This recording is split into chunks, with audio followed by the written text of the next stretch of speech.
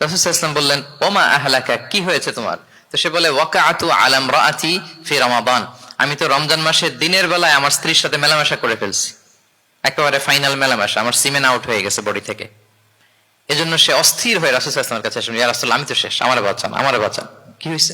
বলে, দিনের বেলায় রমজানে স্ত্রীর সাথে মেলামেশা, ইন্টিমেসি নিষেধ, আমি তো ইন্টিমেসিতে চলে গেছি, আমার কি হবে, আমারে বাঁচান।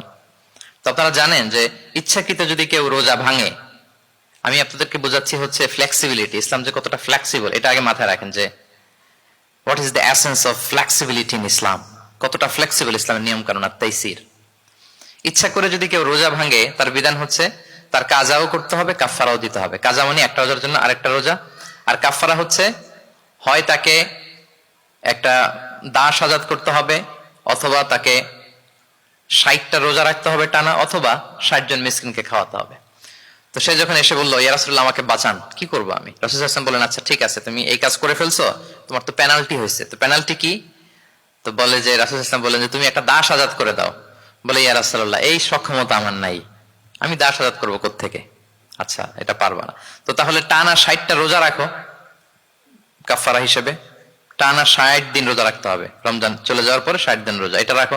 বলে, ইয়া রাসূলুল্লাহ, এটাও পারবো না, আমি টানা 60 দিন রোজা আমি রাখতে পারবো না। আচ্ছা, এটাও যদি না পারো, তাহলে তুমি 60 জন মিসকিনকে খাবার খাইয়ে দাও।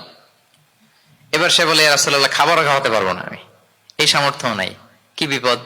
দাস আজাদ এটাও পারবা না, টানা 60টা রোজা এটাও পারবা না, 60 জন মিসকিনকে খাবার দিবা তাও পারবা না, তো কি আর করা? বসো, এক পাশে বসো। বসে আছেন, উনি অন্যান্য কাজ সারতেছেন। হঠাৎ এক ঝুড়ি খেজুর রাসূল সাল্লাল্লাহু আলাইহি ওয়াসাল্লামের কাছে আসলো, এক ঝুড়ি সাদাকার খেজুর আসলো। আসার পর রাসূল সাল্লাল্লাহু আলাইহি ওয়াসাল্লাম বললেন, ওই লোকটা কই যে এই কাজ করে ফেলছে? তাকে নিয়ে আসা হলো। রাসূল সাল্লাল্লাহু আলাইহি ওয়াসাল্লাম বললেন, যাও, দাসও আজাদ করতে পারবা না, 60টা রোজাও রাখতে পারবা না, 60 জন মিসকিনকে খাবারও দিতে পারবো না, তাহলে এক ঝুড়ি খেজুর আমার দরবারে আসছে, চ্যারিটির সাদাকার খেজুর, যাও এগুলো গরিবদের মাঝে বিতরণ করে দাও, তাসাদ্দাক বিহা ফিল মাদিনা, মদিনায় বিতরণ করে দাও। এবার সে বলে, আলা আফকারা মিন্না ইয়া রাসূলুল্লাহ, ইয়া রাসূলুল্লাহ, আমার চেয়ে গরিব কাউকে দিতে হবে?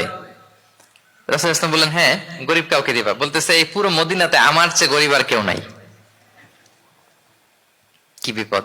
তোমার চেয়ে গরিব আর কেউ নাই? বলতেছে, আমি সবচাইতে মদিনায় গরিব। বলতেছে, তাহলে কি আর করবো, যাও তুমিই খাও, নিয়ে যাও বাসায়, তুমি আর তোমার ফ্যামিলির সবাই মিলে এটা খাও।